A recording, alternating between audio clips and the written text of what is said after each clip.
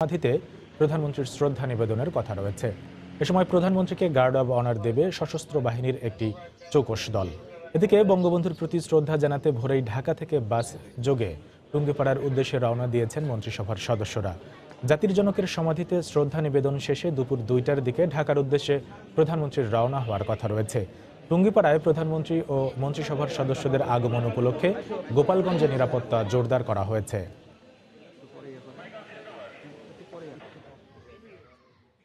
এই মুহূর্তে গোপালগঞ্জের টুঙ্গিপাড়ায় আছেন রিপোর্টার ফেরদৌস লিপি। সরাসরি চলে যাচ্ছি তার কাছে।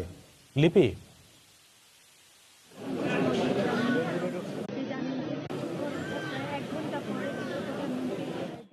সমাধি প্রাঙ্গণে এসে উপস্থিত হয়েছেন এবং আপনি দেখতে পাচ্ছেন যে তারা দাঁড়িয়ে আছেন এবং প্রধানমন্ত্রী অর্থাৎ বাংলাদেশে টানা 3বারের মতো প্রধানমন্ত্রীকে তারা বরণ করার জন্য প্রস্তুত আছে এই টুঙ্গিপাড়ায়। এবং এখানে যেসব স্থানীয় নেতাকর্মীরা আছেন তারা বলছেন যেহেতু প্রধানমন্ত্রীর এটা নির্বাচনীয় এলাকায় এবং এই এলাকা থেকে কিন্তু তারা অনেক বেশি উচ্ছ্বসিত যে টানা 3বার প্রধানমন্ত্রী এখান থেকে নির্বাচিত হয়েছেন এবং বিপুল পরিমাণ ভোটে কিন্তু তিনি এখান থেকে জয়লাভ করেছেন। এবং ইতিমধ্যে নেতাকর্মীরা এখানে যারা উপস্থিত হয়েছেন তারা সারিবদ্ধভাবে এখানে সুশৃঙ্খলভাবে দাঁড়িয়ে আছে এবং এখানে কিন্তু প্রধানমন্ত্রীর আগমন উপলক্ষে 3 স্তরে নিরাপত্তা ব্যবস্থা নেওয়া হয়েছে এবং প্রত্যেককেই কিন্তু নিরাপত্তার বেষ্টনী পার হয়ে কিন্তু এখানে উপস্থিত আছেন। এবং তারা বলছেন যে এখানকার যেই স্থানীয় নেতাকর্মীরা প্রধানমন্ত্রী এখানে প্রায় ঘণ্টাখানিক অবস্থান করবেন। এখানকার স্থানীয় নেতাকর্মী যারা আছেন তাদের সাথে বেশ কিছু সময় অপেক্ষা করবেন এবং তারা বলছেন যে আসলে যে প্রধানমন্ত্রী নির্বাচিত হওয়ার পর এই প্রথমবার নেতাকর্মী যারা আছেন তাদের সাথে বেশ কিছু সময় অপেক্ষা করবেন এবং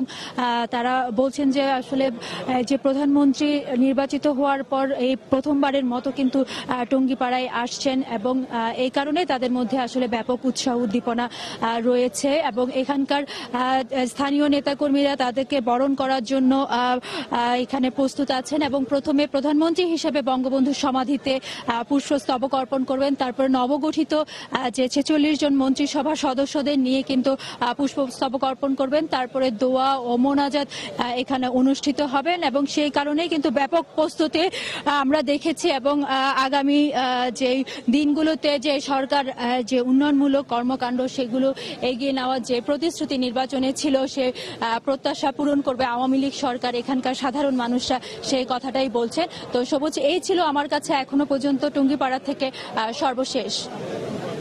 বেলা 12টার দিকে নতুন মন্ত্রিসভার সদস্যদের নিয়ে গোপালগঞ্জের টুঙ্গিপাড়ায় বঙ্গবন্ধুর সমাধিতে শ্রদ্ধা নিবেদন করবেন প্রধানমন্ত্রী শেখ হাসিনা। সেখানকার সবশেষ খবর জানাচ্ছিলেন রিপোর্টার ফেরদৌস লিপি। দেশের আর্থিক খাত নিয়ে সন্তুষ্ট নন নতুন অর্থমন্ত্রী মুস্তাফা কামাল। দায়িত্ব নিয়েই এ খাতের ব্যাপক সংস্কারের ইঙ্গিত দিলেন তিনি। সময় সংবাদকে দেয়া সাক্ষাৎকারে অর্থমন্ত্রী মুস্তাফা কামাল জানান, বিভিন্ন দেশে পাচার হওয়া অর্থ দেশে ফেরাতে নেওয়া হবে সব ধরনের উদ্যোগ। পাশাপাশি রাজস্ব আদায়ে এনবিআরের অগ্রগতি যথেষ্ট নয় উল্লেখ করে সব ধরনের করের হার কমানো হবে বলেও জানান তিনি। জুবায়ের ফয়সালের রিপোর্ট। স্বাধীনতার 4.5 দশকে দেশের আর্থিক খাত পাড়ি দিয়েছে বহু পথ।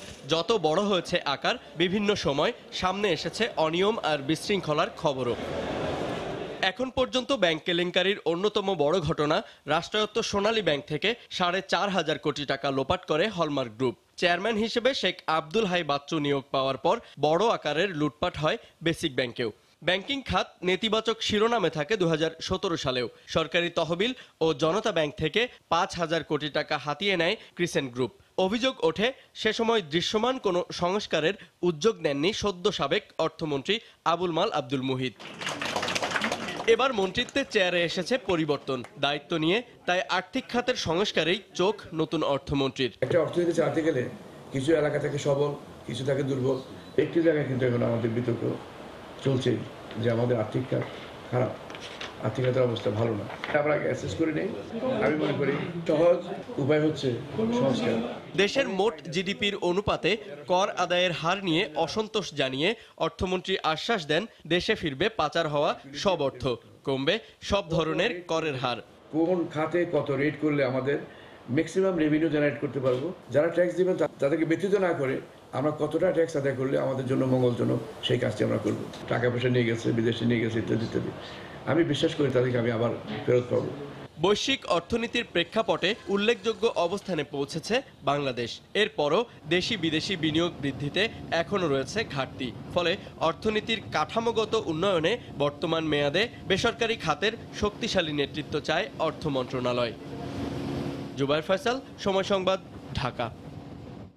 আন্তর্জাতিক অর্থনীতির সঙ্গে সামঞ্জস্যপূর্ণ উন্নয়ন নীতি আর দীর্ঘমেয়াদী পরিকল্পনার ফলেই বিশ্বের শীর্ষ 24 অর্থনীতির দেশের একটি হবে বাংলাদেশ, সেটিও হবে মাত্র 14 বছরেই। ব্যবসায়ীরা বলছেন, চলমান অবস্থা বজায় থাকলে 2033 সালের আগে 24তম অবস্থানে চলে যাবে বাংলাদেশ। অর্থনীতিবিদরা বলছেন, এমন সম্ভাবনার সামনে বড় বাধা হিসেবে দাঁড়াতে পারে আয় বৈষম্য। জুবায়ের ফয়সালের আরও একটি রিপোর্ট। বৈশ্বিক অর্থনীতির প্রেক্ষাপটে ধারাবাহিকভাবে যে কয়েকটি দেশ অর্থনীতিতে উচ্চ প্রবৃদ্ধির হার ধরে রেখেছে তার অন্যতম বাংলাদেশ। সরকারের সর্বোচ্চ তদারকিতে ব্যাপক পরিবর্তন এসেছে যোগাযোগ অবকাঠামো, প্রযুক্তি নির্ভর কৃষিখাত কিংবা রফতানি খাতেও। যার স্বীকৃতি হিসেবেই যুক্তরাজ্য ভিত্তিক গবেষণা সংস্থা CEBR এর রিপোর্ট বলছে, 14 বছরে 17 ধাপ এগিয়ে 2033 সালে বাংলাদেশ হবে শীর্ষ অর্থনীতির 24তম দেশ। এমনকি এ সময়ে অর্জিত হবে গড়ে 7% প্রবৃদ্ধি। যদিও ব্যবসায়ীরা মনে করছেন আরও আগেই লক্ষ্য পূরণ করবে বাংলাদেশ। সেজন্য বাড়াতে হবে করদাতার সংখ্যা, নিশ্চিত করতে হবে দুর্নীতিমুক্ত সেবা খাত। 18 কোটি মানুষের মধ্যে দুর্নীতিবাজ কিন্তু অনেক বেশি না, নিয়ন্ত্রণের মধ্যে আছে সবকিছু। যারা ট্যাক্স দিচ্ছে, ভ্যাট দিচ্ছে, এদেরকে কোনো কিছুই আর নতুন করে ইম্পোজ না করে তাদেরকে ব্যবসা করার মতন পরিবেশ দিতে হবে। মাননীয় প্রধানমন্ত্রী নিজে বলেছে সব ব্যাংকের এমডিদেরকে ডেকে, চেয়ারম্যানদেরকে ডেকে, যে এটা যেভাবে হোক সিঙ্গেল ডিজিটে নিয়ে আসতে হবে। কিন্তু সেটা সরকারি ব্যাংকগুলি কিন্তু মানছে, প্রাইভেট ব্যাংক কিন্তু মানতেছে না। প্রাইভেট ব্যাংক কিন্তু এখনও 12-13% নিচ্ছে। অর্থনীতিবিদরা বলছেন, টেকসই উন্নয়নের স্বার্থেই কঠোরভাবে নিয়ন্ত্রণ করতে হবে আয় বৈষম্য। প্রাতিষ্ঠানিক উন্নয়নের মূল দায়িত্ব রাজনৈতিক নেতৃত্বের কাছে রেখে রাষ্ট্রীয় সব প্রতিষ্ঠানের স্বাধীনতা নিশ্চিতেরও আহ্বান তাদের। অঙ্ক কথা বলে, তো এখানেও অঙ্কের উপরে ভিত্তি করেই কথাগুলো বলা হয়েছে। প্রত্যেকবার 7.5 ভাগ বা 8 ভাগ করা বেশ কঠিন কাজ হবে, কিন্তু এটা সম্ভব যদি আমরা সুশাসন প্রতিষ্ঠা করতে পারি। বাংলাদেশ এখন চরম বৈষম্যের একটি দেশ, অর্থাৎ আমার আয়ও বেশি এবং সেই টাকা ওই টপ 5% লোকের কাছে সীমাবদ্ধ থাকে। 2003 থেকে 2018 পর্যন্ত অর্থনীতির নানা সূচকের অগ্রগতি অবনতি নিয়ে CEBR এর প্রতিবেদনের ভিত্তিতেই 193টি দেশের বার্ষিক অবস্থান মূল্যায়ন করেছে ওয়ার্ল্ড ইকোনমিক লীগ। সংস্থাটির সমীক্ষা বলছে, 2019 সাল হবে বাংলাদেশের অর্থনৈতিক উন্নয়নের জন্য সবচেয়ে গুরুত্বপূর্ণ বছর। জুবায়ের ফয়সাল, সময় সংবাদ, ঢাকা। সরকারি নীতিমালার তোয়াক্কা না করে রাজধানীর বিভিন্ন স্কুলে চলছে ভর্তি বাণিজ্য। বেশিরভাগ স্কুলেই উন্নয়ন ফির নামে আদায় করা হচ্ছে বাড়তি টাকা। এই অবস্থায় জিম্মি হয়ে পড়েছেন অভিভাবকরাও, আর স্কুলগুলোর বিরুদ্ধে ব্যবস্থা নিতে প্রমাণের অপেক্ষায় শিক্ষা অধিদপ্তর। রাজধানীর ধানমন্ডিতে Kakoli high school and college এমপিওভুক্ত এই স্কুলে শিক্ষার্থীদের ভর্তি বাবদ প্রতি শিক্ষার্থীর কাছ থেকে নেওয়া হচ্ছে 15,400 টাকা, যেখানে সরকারি নীতিমালায় স্পষ্ট বলা আছে ঢাকা মেট্রোপলিটন এলাকায় এমপিওভুক্ত স্কুলগুলোর ক্ষেত্রে ভর্তি ফি নিতে পারবে 5,000 টাকা। স্কুল কর্তৃপক্ষের দাবি তারা সরকার নির্ধারিত ফি নিচ্ছেন, বাকি টাকা স্কুল উন্নয়ন এবং শিক্ষার্থীদের আনুষঙ্গিক খরচ বাবদ নেওয়া হচ্ছে। ড্রেস, ক্যালেন্ডার, তারপরে সিলেবাস, আদার্স যেগুলো আছে এগুলোর জন্য তো নিতে হয়। রাজধানীর বেশ কিছু স্কুল ঘুরে দেখা যায় একই অবস্থা। যাত্রাবাড়ি শামসুল হক খান স্কুল 14,400 ও খিলগাঁও ন্যাশনাল আইডিয়াল স্কুল 17 থেকে 18,000 টাকা ভর্তি ফি নিচ্ছে বলে অভিযোগ উঠেছে। প্রতিষ্ঠানের চাহিদা আছে বেশি, এখানে ছাত্র ভর্তি হইতে চায় বা ভালো রেজাল্টের কারণে আমরা আরেকটা ক্যাম্পাস করতেছি, সেটার কারণে অতিরিক্ত চার্জ আমরা নিয়েছি। সন্তানকে ভালো মানের শিক্ষা প্রতিষ্ঠানে ভর্তি করাতে এক প্রকার নিরুপায় হয়েই অভিভাবকরাও এ ভর্তি বাণিজ্যের জিম্মি হচ্ছেন। জানুয়ারির বেতন 15,500 টাকা, প্রতিবাদ করলে তো আপনার পরের বাচ্চা থাকবে কিনা সেটার তো গ্যারান্টি না। ভালোই টাকা নেয়, 16-17,000 টাকা। খিলগাঁও যত স্কুল আছে এখানেই মনে হয় বেশি। 5-এ বৃত্তি পাইছে, সেই ছেলের কাছ থেকে জানুয়ারি মাসের বেতন নিচ্ছে। এদিকে শিক্ষা প্রতিষ্ঠানের এই অসৎ বাণিজ্য বন্ধ করতে তৎপর রয়েছেন বলে জানান মাধ্যমিক ও উচ্চ মাধ্যমিক শিক্ষা বোর্ডের চেয়ারম্যান।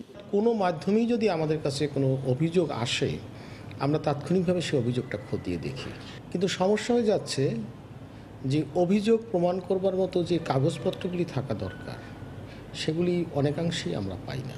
সরকার নির্ধারিত রাজধানীতে ভর্তি ফি বাবদ এমপিওভুক্ত স্কুলে 5,000 টাকা, অর্ধ এমপিও ও নন এমপিও শিক্ষা প্রতিষ্ঠান সেশন চার্জ ও উন্নয়ন ফি সহ বাংলা মাধ্যমে 8,000 আর ইংরেজি মাধ্যমে সর্বোচ্চ 10,000 টাকা পর্যন্ত আদায় করতে পারবে।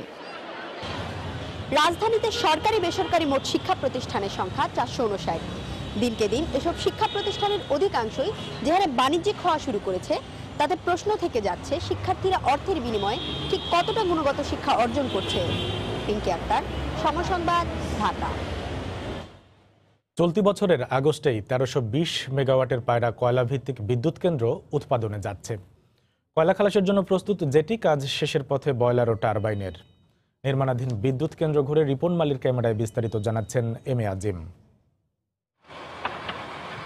কয়লা ভিত্তিক বিদ্যুৎ কেন্দ্রের মূল উপাদান কয়লা, আর পটুয়াখালীর পায়রা কয়লা ভিত্তিক বিদ্যুৎ কেন্দ্রে আগামী 10 বছর কয়লা আসবে ইন্দোনেশিয়া থেকে সমুদ্রপথে। এই কয়লা খালাস করে বিদ্যুৎ প্ল্যান্টে সরবরাহ করতে ইতিমধ্যে আগুনমুখা নদীতে নির্মাণ করা হয়েছে 385 মিটার জেটি। জেটিটিতে একসাথে 2টি জাহাজের কয়লা খালাস করা যাবে। খালাস হওয়া কয়লা শ্রমিক ছাড়াই অত্যাধুনিক প্রযুক্তিতে চলে যাবে বিদ্যুৎ প্ল্যান্টে। কোল আনলোড করার জন্য আমরা গ্র্যাবশিপ আনলোডার টেকনোলজি ইউজ করতেছি। এর মাধ্যমে আমাদের জাহাজ থেকে কয়লাটা নিয়ে ডাইরেক্ট কনভেয়ার গ্যালারির মধ্যে দিয়ে দেওয়া হবে। প্ল্যান্টে আসা কয়লা পুড়িয়ে তাপ উৎপন্ন করে পানিকে স্টিম করা, আর সেই স্টিমকে সবেগে টারবাইনের মাধ্যমে পাঠিয়ে বিদ্যুৎ উৎপাদনের জন্য শেষের পথে বয়লার 1 ও টারবাইনের কাজ। আর প্ল্যান্ট থেকে নির্গত ধোঁয়া যাতে পরিবেশের কোনো ক্ষতি না করে সেজন্য নির্মাণাধীন 275 মিটার চিমনির 25 মিটার সম্পন্ন হয়েছে। 60% কাজ বয়লারে হয়ে গেছে। দেন আমাদের টারবাইন এবং আমাদের অল্টারনেটর অলরেডি বসে গেছে, তো ওগুলোর কমিশনিং কাজ চলতেছে। এদিকে বয়লার ও টারবাইন বাদে পুরো 100 একর জুড়ে চলছে আরও বিভিন্ন স্থাপনা নির্মাণ কাজ, যার মধ্যে আছে প্রশাসনিক ভবন, ডরমেটরি ভবন, আরও একটি 1320 মেগাওয়াট কয়লা বিদ্যুৎ প্ল্যান্ট, 3600 মেগাওয়াট গ্যাস বিদ্যুৎ প্ল্যান্ট সহ বিভিন্ন কিছু। তবে আগামী এপ্রিলে বয়লার 1 থেকে বিদ্যুৎ উৎপাদনের কথা থাকলেও নানা জটিলতায় আগস্টের মধ্যে শুরু করা সম্ভব হবে বলে জানালেন এই কর্মকর্তা। কিছু কারণে এটা একটু ডিলে হইতেছে, ভ্যালিড কারণে। সেটা আমরা আশা করতেছি আগস্টে আমরা পাওয়ার গ্রিডে আমাদের এই প্ল্যান্ট থেকে বিদ্যুৎ দিতে সরবরাহ করতে পারবো। এই বিদ্যুৎ প্ল্যান্টের নির্মাণ ব্যয় ধরা হয়েছে 16,000 কোটি টাকা। শুধু 1320 মেগাওয়াট বিদ্যুৎ উৎপাদনের মধ্যেই সীমাবদ্ধ থাকবে না পায়রা কয়লা ভিত্তিক বিদ্যুৎ কেন্দ্র। এর সাথে যুক্ত হচ্ছে আরও 1320 মেগাওয়াট কয়লা ও 3600 মেগাওয়াট গ্যাস ভিত্তিক বিদ্যুৎ কেন্দ্র। আর তখন দেশের সবথেকে বড় বিদ্যুৎ কেন্দ্রে পরিণত হবে এটি। এম এ আজিম, সময় সংবাদ, পটুয়াখালী। ডেমরায় 2 শিশু হত্যার ঘটনায় 2 জনকে গ্রেফতার করেছে পুলিশ। এ বিষয়ে ডিএমপি মিডিয়া সেন্টারে ব্রিফিং করছেন ওয়ারি বিভাগের উপকমিশনার ফরিদ উদ্দিন আহমেদ। সরাসরি চলে যাচ্ছি সেখানে। এই 2টা বাচ্চা বাইরে খেলাধুলা করতেছিল। ওই সময় বাচ্চাদেরকে লিপস্টিকের প্রলোভন দেখানো হয় যে তোমাদেরকে সাজিয়ে দিব। সেই লিপস্টিকের প্রলোভন দেখিয়ে মুস্তফা তার নিজের ঘরে নিয়ে আসে। বাচ্চা দুটোকে নিয়ে আসে, যখন রুমের দরজা বন্ধ করে দেয় তখনই বাচ্চারা চিৎকার করতে থাকে। মূলত আমরা তদন্তে যেটা পেয়েছি, তারা দর্শনের উদ্দেশ্যেই বাচ্চা দুটাকে সেই ঘরের মধ্যে নিয়ে যায়। ঘরের মধ্যে তারা পরিবেশ তৈরি করে। প্রথমে আজিজুল এবং মুস্তফা দুজনেই বাচ্চাদেরকে আগে লিপস্টিক দিয়ে সাজাতে চায়। তারা সেখানে ইয়াবা সেবন করে এবং লাউড স্পিকারে ক্যাসেট প্লেয়ার ছাড়িয়ে দেয় যেন বাচ্চাদের সাউন্ড বাইরে না যায়। তারা দর্শনের পরিবেশ সৃষ্টি করে। পরে যখন দর্শন করতে উদ্যত হয় তখন ছোট বাচ্চা তারা চিৎকার চেঁচামেচি করে, তাদেরকে কন্ট্রোল করা যায়নি। তাদের 2 জনকে প্রথমে ফারিয়া আক্তার দোলাকে আসামি আজিজুল সে গলা টিপে হত্যা করে। এর পরক্ষণেই নুসরাত জাহানকে মুস্তফা সে গামছা দিয়ে পেঁচিয়ে হত্যা করে খাটের নিচে রেখে যায় এবং আসামি আজিজুল ঘটনাস্থল থেকে পালিয়ে যায়। কিন্তু মুস্তফা প্রায় সন্ধ্যা অবধি বাচ্চা দুটাকে নিয়ে মৃত অবস্থায় সেখানে ঘরে অবস্থান করে। পরবর্তীতে সন্ধ্যার সময় তার স্ত্রী, মুস্তফার স্ত্রী যখন কর্মস্থল থেকে বাসায় ফিরে আসে তখন সে তার স্বামীকে অস্বাভাবিক আচরণ করতে দেখে এবং বাসায় ছোট বাচ্চাদের স্যান্ডেল দেখতে পায় তখন তার সন্দেহ হয়, মূলত তখনই সে প্রতিবেদীর সাথে আলাপ করে ঘটনাটা তখনই লোকজন প্রতিবেশীরা জানতে পারে এবং পরবর্তীতে বাচ্চাদেরকে খাটের নিচ থেকে উদ্ধার করা হয়। আমরা ঘটনার পর থেকেই এই হৃদয় বিদারক দৃশ্যের এবং এই ঘটনার তথ্য অনুসন্ধানের জন্য এবং মামলার আসামিদেরকে ধরার জন্য ব্যাপক অভিযান চালাই। আমাদের সাথে ঢাকা মেট্রোপলিটন পুলিশের গোয়েন্দা বিভাগ জয়েন করে। পরবর্তীতে আমাদের অভিযানে গতকালকে আমরা 2 জন আসামিকে অ্যারেস্ট করি এবং গত রাতেই আমরা তাদেরকে ব্যাপক জিজ্ঞাসাবাদ করি। আসামিরা আমাদের কাছে এই পুরো ঘটনাটার তাদের যে দোষ স্বীকারোক্তিমূলক জবানবন্দিটা আমাদের কাছে প্রদান করেছে গতকালকে। আমরা এই আসামিদের প্রাপ্ত তথ্য অনুযায়ী ওই বাসা থেকে ইয়াবা সেবনের আলামত, বাচ্চাদের পরিধেয় স্যান্ডেল এবং যে গামছা দিয়ে বাচ্চাদেরকে হত্যা করা হয়েছে সেই গামছা এবং যে ক্যাসেট প্লেয়ার বাজিয়ে পরিবেশ সৃষ্টি করা হয়েছে সেই ক্যাসেট প্লেয়ারও জব্দ করেছি। আমরা আশা করছি আজকে আমরা আসামিদেরকে কোর্টে পাঠাচ্ছি, বিজ্ঞ আদালতে আসামিরা স্বীকারোক্তিমূলক জবানবন্দি প্রদান করবে।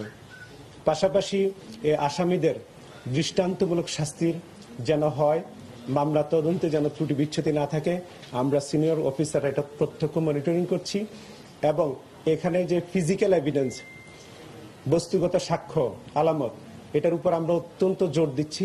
কারণ আসামিদের এই যে একটা পরিবেশ তৈরি করা বা আসামিরা যে দর্শনের উদ্দেশ্যে বাচ্চাদেরকে সেই রুমে আটক করে রেখেছিল, সেটার পরিবেশ সৃষ্টি করতে যে সমস্ত আলামত তারা ব্যবহার করেছে, সেগুলো বস্তুগত সাক্ষ্যকে যথাযথভাবে যেন বিজ্ঞ আদালতে উপস্থাপন করা যায় এবং বিজ্ঞ আদালত যখন এই বিচার কার্য সম্পাদন করবেন তখন এই সাক্ষ্য প্রমাণগুলো যেন যথাযথভাবে আসামিদের বিরুদ্ধে দোষ প্রমাণের জন্য ব্যবহার করা যায়, সেই বিষয়টার উপর আমরা জোর দিচ্ছি। ডেমরায় 2 শিশু হত্যার ঘটনায় 2 জনকে গ্রেফতার করেছে পুলিশ। এ বিষয়ে ডিএমপি মিডিয়া সেন্টারে ব্রিফিং করছেন ওয়ারি বিভাগের উপকমিশনার ফরিদ উদ্দিন আহমেদ। আমরা এতক্ষণ সরাসরি ছিলাম সেখানে। জানাবো চট্টগ্রামের সমুদ্র বন্দরের আমদানি রফতানি ও পণ্য ওঠানামার খবর। এই মুহূর্তে চট্টগ্রাম সমুদ্র বন্দরে আছেন রিপোর্টার কমল দে। সরাসরি চলে যাচ্ছি তার কাছে। কমল। ধন্যবাদ সবুজ। দেশের প্রধানতম সমুদ্র বন্দর চট্টগ্রাম বন্দর আজকে দেশি বিদেশি কিন্তু 84টি জাহাজ অবস্থান করছে। এই 84টি জাহাজের মধ্যে 15টি জেটিতে রয়েছে, 15টি জেটিতে 15টি জাহাজতে পণ্য খালাস চলছে। আর এছাড়া কিন্তু বন্দরে বহির্নোঙরে জাহাজ রয়েছে অন্তত 65টি। আর এই 65টি জাহাজের মধ্যে আমরা দেখতে পাচ্ছি 43টি জাহাজতে পণ্য খালাস চলছে এবং বাকি আরও প্রায় 26টি জাহাজ পণ্য খালাসের অপেক্ষায় রয়েছে। তো যেসব জাহাজ আজকে বন্দরে অবস্থান করছে তার মধ্যে আমরা দেখতে পাচ্ছি কন্টেনার ভেসেল রয়েছে, অর্থাৎ কন্টেনার বাহী জাহাজ রয়েছে মোট 15টি। এছাড়া কার্গো অর্থাৎ জেনারেল কার্গো রয়েছে 22টি এবং খাদ্যপণ্যবাহী জাহাজ রয়েছে 5টি। এছাড়া আমরা দেখছি সারবাহী, অর্থাৎ জানেন যে বিপুল পরিমাণ সার আমদানি হচ্ছে, সে সারবাহী জাহাজ রয়েছে 9টি এবং আপনারা দেখতে পাচ্ছি চিনিবাহী জাহাজের সংখ্যা কিন্তু জাহাজ রয়েছে 9টি এবং সিমেন্ট ক্লিংকের বাহী জাহাজ রয়েছে 25টি। আর চিনিবাহী জাহাজ রয়েছে 2টি, এছাড়া লবণবাহী কোনো জাহাজ নেই এবং ওয়েল ট্যাঙ্কার রয়েছে দেখা যাচ্ছে 6টি। অর্থাৎ মোট 84টি জাহাজ থেকে এই পণ্য খালাস প্রক্রিয়া চলছে। এবার আমি একটু আসি কন্টেনার দিকে। আপনারা জানান যে 49,000 টিউজ ধারণ ক্ষমতার এই চট্টগ্রাম বন্দরে আজকে জাহাজ রয়েছে, কন্টেনার রয়েছে প্রায় 38,000 কন্টেনার রয়েছে এবং 38,000 কন্টেনারের মধ্যে কিন্তু এমন কোনো জটের আশঙ্কা নেই। কারণ যেহেতু এখানে পর্যাপ্ত পরিমাণ জায়গা রয়েছে, আপনারা জানেন যে বন্দরে নতুন নতুন জেটি হয়েছে, সেই জেটি বা ইয়ার্ড রয়েছে, ইয়ার্ডগুলিতে কিন্তু কন্টেনার পাঠিয়ে দেওয়া হচ্ছে, যে কারণে কন্টেনার জটের কোনো আশঙ্কা নেই বলে বন্দর কর্মকর্তারা আমাদেরকে জানিয়েছেন। আপনারা জানান যে বাংলাদেশে কিন্তু 2টি বিষয় যদি একসাথে যোগমিলন হয় তাহলে কিন্তু বন্দরের কার্যক্রম পুরোপুরি স্বাভাবিক থাকে। একটি হচ্ছে রাজনৈতিক পরিস্থিতি, অপরটি হচ্ছে আবহাওয়া। এখন যেহেতু শীতকাল, তেমন কোনো বৃষ্টি নাই, কোনো কিছু বৈরী আবহাওয়া নেই, সে কারণে কিন্তু পুরোদমে চট্টগ্রাম বন্দর যে 24 ঘন্টা বন্দর, সে বন্দর কিন্তু পুরোদমে চলছে। এটাও বন্দরের মূল জেটিতে যেমন যাওয়ার পণ্য খালাস চলছে, ঠিক সেমনি বহির্নোঙরের সবগুলি জাহাজ থেকে একইভাবে পণ্য খালাস চলছে স্বাভাবিক গতিতে। এবার আমি আসি ডেলিভারি প্রক্রিয়া থেকে। গত 24 ঘন্টা চট্টগ্রাম বন্দর কর্তৃপক্ষ 4,677 টিউজ তারা কন্টেনার ডেলিভারি দিয়েছে। এবার আসি আমি কন্টেনার রেকর্ড, মানে কীভাবে তারা হ্যান্ডেলিং করেছে। গত 24 ঘন্টায় 6,938 টিউজ কন্টেনার হ্যান্ডেলিং করেছে। এর মাঝে 3,300 টিউজ তারা বিভিন্ন জাহাজ থেকে গ্রহণ করেছে এবং 3,600 টিউজ তারা বিভিন্ন জাহাজে তুলে দিয়েছে। তো বলা চলে যেহেতু আবহাওয়া এবং রাজনৈতিক পরিস্থিতি দুটোই অনুকূল রয়েছে, আটায় পুরোদমে অর্থাৎ 24 ঘন্টায় বন্দর পুরোদমে চালু রয়েছে এবং পণ্য খালাস, পণ্য উঠানামা, সেটা ডেলিভারি প্রক্রিয়া চলছে স্বাভাবিক গতি। তবে যেহেতু কিছুদিন আগে নির্বাচন গেছে, সেখানে কিন্তু আমদানি রপ্তানি কিছুটা কম হয়েছিল, তবে দিন যত গড়াবে আমদানি রপ্তানি পরিমাণ বাড়বে এবং এবং জাহাজ আসার পরিমাণও বাড়বে বলে ব্যবসায়ীরা আমাদেরকে জানিয়েছেন। তো সবুজ, এখন পর্যন্ত আমার কাছে ছিল দেশের প্রধানতম সমুদ্র বন্দর চট্টগ্রাম বন্দরে পণ্য ওঠানামা এবং ডেলিভারি প্রক্রিয়া যে স্বাভাবিক রয়েছে এবং স্বাভাবিক গতিতে তার সমস্ত কাজকর্ম চলছে তার সর্বশেষ। চট্টগ্রাম বন্দরের আমদানি রফতানি ও পণ্য ওঠানামার খবর জানাচ্ছিলেন রিপোর্টার কমল দে। নির্বাচনের আমেজ কাটিয়ে জমে উঠেছে হিলি স্থল বন্দরের পেঁয়াজের আড়তগুলো। বেড়েছে এই বন্দরের পেঁয়াজের আমদানিও। ব্যবসায়ীরা বলছেন জাতীয় নির্বাচন, ব্যাংক ক্লোজিং ও ব্যাংক হলিডে উপলক্ষে ক্রেতা শূন্য হয়ে পড়ে হিলি স্থল বন্দরের আড়তগুলো। নতুন বছরে আড়তগুলোতে বেড়েছে ক্রেতা সমাগম, সেই সাথে পাইকারি বাজারে কমেছে আমদানি করা পেঁয়াজের দর। কেজি প্রতি পেঁয়াজের দাম কমেছে 2 থেকে 3 টাকা। হিলি কাস্টমস সূত্রে জানা গেছে গেল 2 দিনে এ বন্দর দিয়ে 100 ট্রাকে 2000 মেট্রিক টন পেঁয়াজ আমদানি হয়েছে।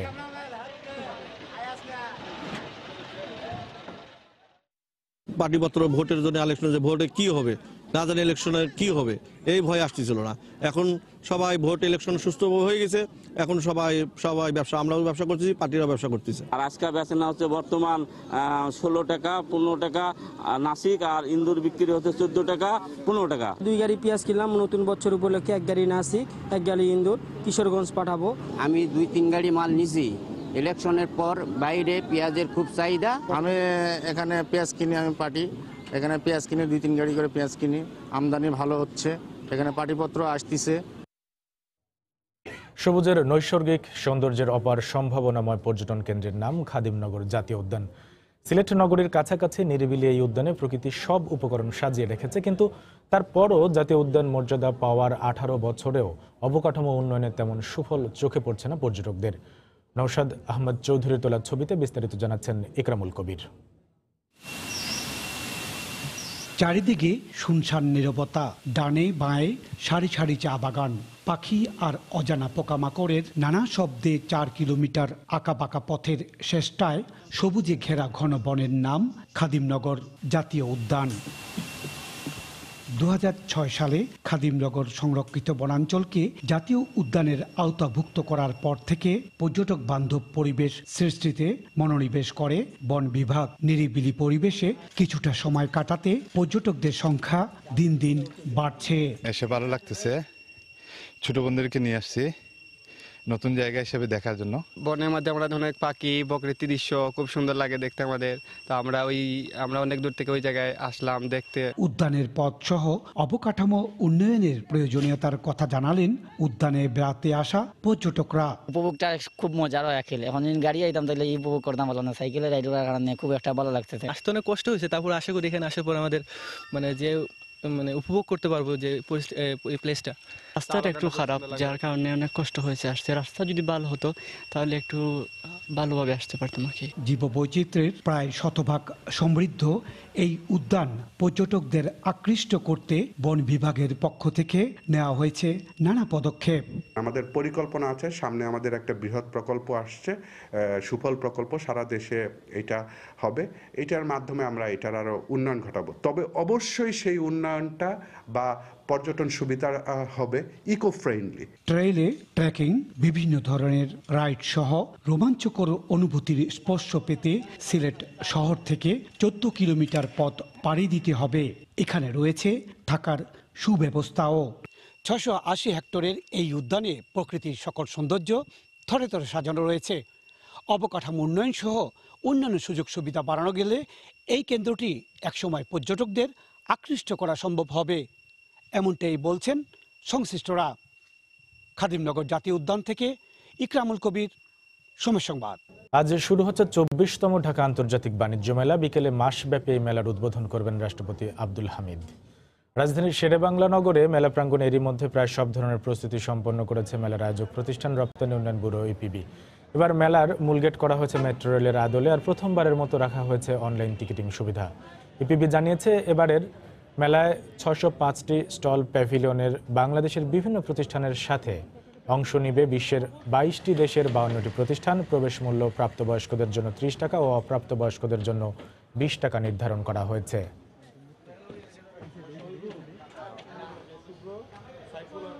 কর্মসংস্থান তৈরির পাশাপাশি অঞ্চলভিত্তিক কৃষিজ পণ্য সংরক্ষণ, বহুমুখীকরণ সহ রপ্তানির লক্ষ্যমাত্রা পূরণে সরকারের পরিকল্পনা বাস্তবায়নে জোর দেওয়া হবে বলে জানিয়েছেন বাণিজ্যমন্ত্রী টিপু মুন্সি। গতকাল রাজধানীর আগারগাঁওয়ে ঢাকা আন্তর্জাতিক বাণিজ্য মেলা 2019 উদ্বোধন উপলক্ষে এক সংবাদ সম্মেলনে কথা বলেন তিনি। এ সময় বাণিজ্য সচিব মফিজুল ইসলাম সহ রফতানি উন্নয়ন ব্যুরোর সচিব ও অন্যান্য কর্মকর্তারা উপস্থিত ছিলেন। সম্মেলনে বাণিজ্য মেলার প্রস্তুতি সম্পর্কে জানানো হয়। আমাদের যে টার্গেট আছে সে এক্সপোর্ট বাড়ানো, জব ক্রিয়েশন, অনেকগুলো ইকোনমিক জোন তৈরি করা হচ্ছে, সেটা যত তাড়াতাড়ি সম্ভব তা করা, সেসব জায়গায় ইনভেস্টমেন্ট আসা, বিদেশি ইনভেস্টমেন্টটাকে ইজি করে দেওয়া যাতে তারা আকৃষ্ট হয় আসে, এই সব ব্যাপার নিয়ে কাজ করতে চাই। যেসব অঞ্চলে যার প্রায়োরিটি আছে এই সব দিয়ে কি করা যায়, সেই সব জায়গার সেই সবের আর প্রোডাকশন ডাইভার্সিফিকেশনে যাওয়া যাবে কিনা, এই সব চিন্তা মাথার মধ্যে আছে। সরকারের নির্বাচনী ইশতেহার অনুযায়ী শিল্প মন্ত্রণালয়ের সার্বিক কর্মকাণ্ডে দুর্নীতির বিরুদ্ধে জিরো টলারেন্স নীতি গ্রহণ করা হবে বলে জানিয়েছেন শিল্পমন্ত্রী নুরুল মজিদ মাহমুদ হুমায়ুন।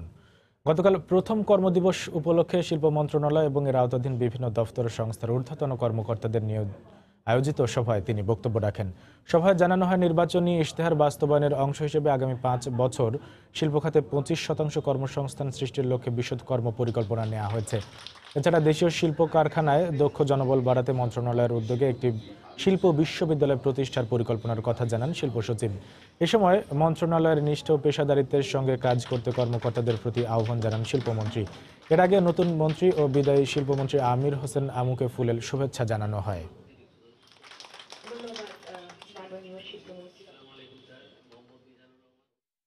দীর্ঘ রাজনৈতিক জীবনে আমাদের সব অভিজ্ঞতাই আছে, শ্রমিক থেকে শুরু করে একেবারে কর্মচারী।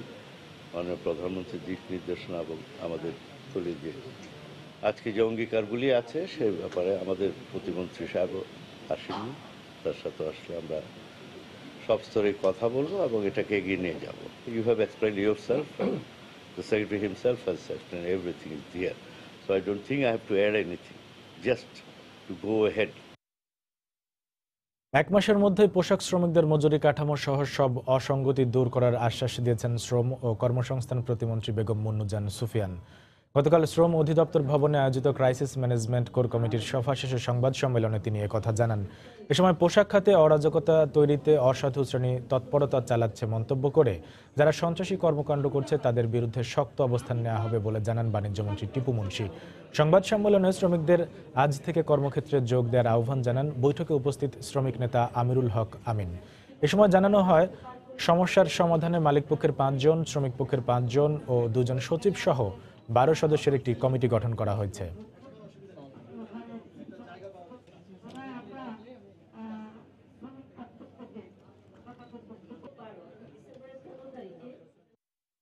কোন ধরনের গুজবে কান দেবেন না, কোন ধরনের প্ররোচনার মধ্যে আপনারা অংশগ্রহণ করবেন না। শান্তিপূর্ণভাবে কারখানার উৎপাদন এবং কারখানার কাজ আপনারা চালিয়ে যাবেন। কোন শ্রমিকের মজুরি বেসিক বা গ্রস কমবে না। যদি কেউ কমানোর চেষ্টা করে আমরা সকলে আপনাদের সাথে থাকব, ভাঙচুর চলবে না, কেউ বরদাস্ত করবে না। বাইরে যারা ধ্বংসাত্মক কাজ করছেন আমরা সবাই একথাও ঠিক করেছি যে তারা ট্রেডের বন্ধু নয়, তারা ট্রেডের লোক নয়, তাদের বিরুদ্ধে শক্ত অবস্থান নেওয়ার কথা বলা হয়েছে। আমাদের এই শিল্পে মালিক এবং শ্রমিক একটা বাইসাইকেলের 2টো চাকা, আমাদের একসাথেই এগোতে হবে। ঢাকা আন্তর্জাতিক বাণিজ্য মেলা উপলক্ষে ক্যাশ ভাউচার অফার দিয়েছে ওয়ালটন। এজন্য দেশব্যাপী ডিজিটাল ক্যাম্পেইন সিজন 4 চালুর ঘোষণা দিয়েছে প্রতিষ্ঠানটি।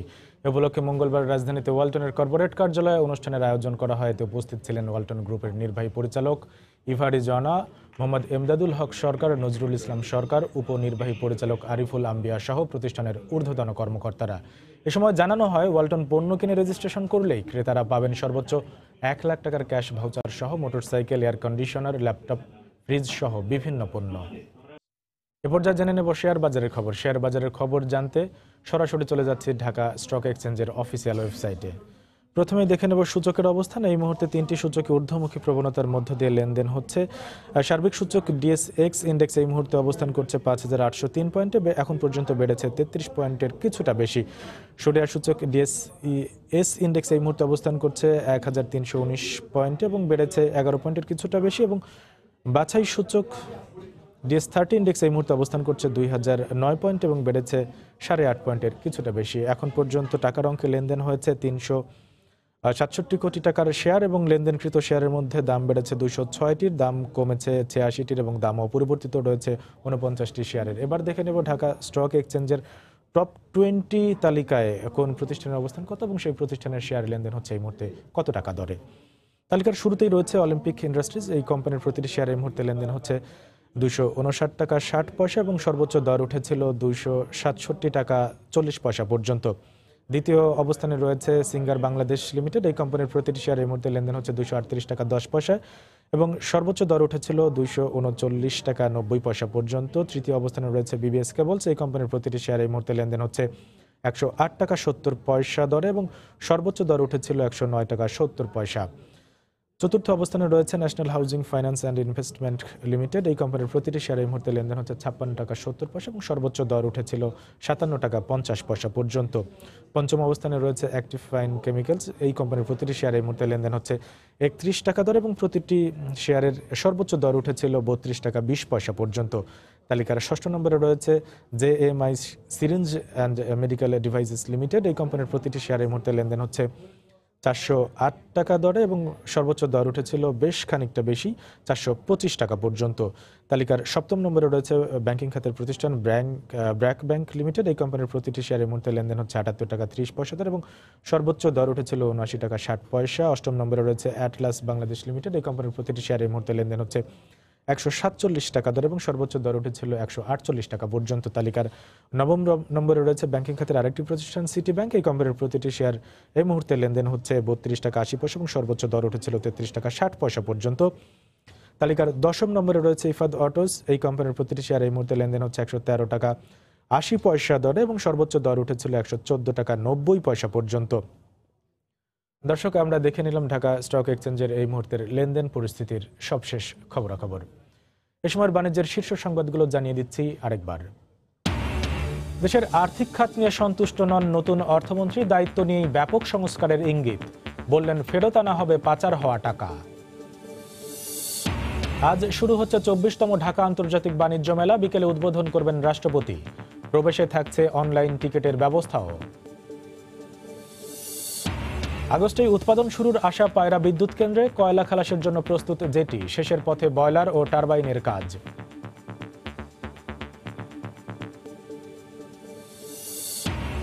এবং নীতিমালার তোয়াক্কা না করে রাজধানীর বিভিন্ন স্কুলে চলছে ভর্তি বাণিজ্য। অতিরিক্ত ফি আদায়ের অভিযোগ, প্রমাণের অপেক্ষায় শিক্ষা অধিদপ্তর।